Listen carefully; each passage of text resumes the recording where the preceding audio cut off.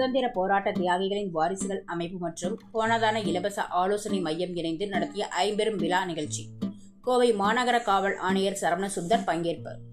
கோவை மாவட்டம் உப்பிலிபாளையம் பகுதியில் உள்ள கோவை மாவட்ட காவலர் சமுதாய கூடத்தில் சுதந்திர போராட்ட தியாகிகளின் வாரிசுகள் அமைப்பு மற்றும் கோதான இலவச ஆலோசனை மையம் இணைந்து மாணவ மாணவியர்களுக்கான யோகாசன போட்டிகள் பங்கேற்று வெற்றி பெற்றவர்களுக்கு பரிசளிப்பு விழா, பசுமையை காக்கும் வகையில் மரக்கன்றுகள் நடும் விழா, பள்ளி மற்றும் கல்லூரிகளில் உள்ள நூலகங்களுக்கு புத்தகங்கள் வழங்கும் விழா நடைபெற்று நிறைவு பெற்ற பொதுத் தேர்வில் 10ஆம் வகுப்பு மற்றும் 12ஆம் வகுப்புகள் முடித்து அதிக மதிப்பெண்கள் பெற்ற மாணவ மாணவியர்களுக்கு பரிசுகள் வழங்கும் விழா மற்றும் குடியரசு தினத்தை முன்னிட்டு நாட்டின் சுதந்திரத்திற்காக பாடுபட்ட தியாகிகளின் புத்தகங்கள் வெளியீட்டு விழா நிகழ்ச்சி என ஐம்பெரும் விழாவாக நடைபெற்றது.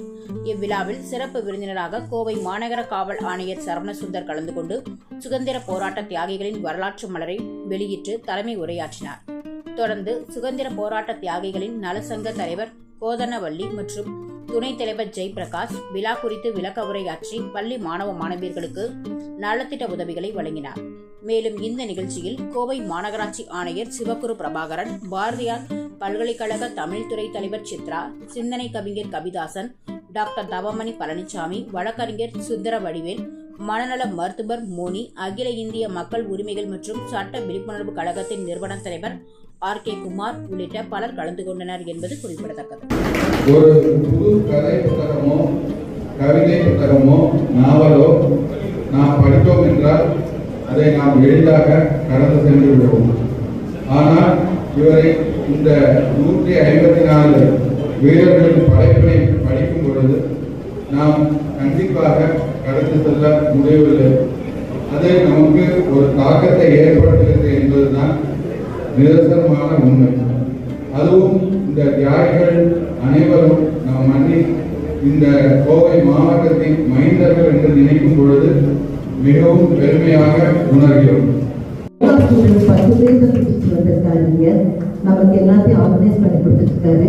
இந்த நேரத்தில் அவரையும் எல்லாரோட சார்பாக அதிக நேரம் எடுக்காம நம்முடைய கமிஷன்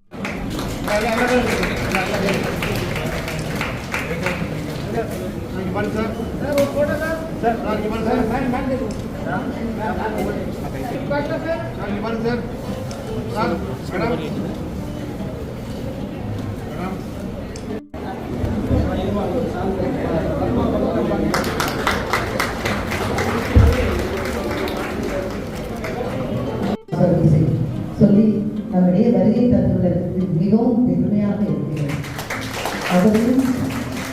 அவரை பற்றி சொல்வதற்கு கவிதாசன் சார் நம்முடைய வருகை தந்துள்ளார்.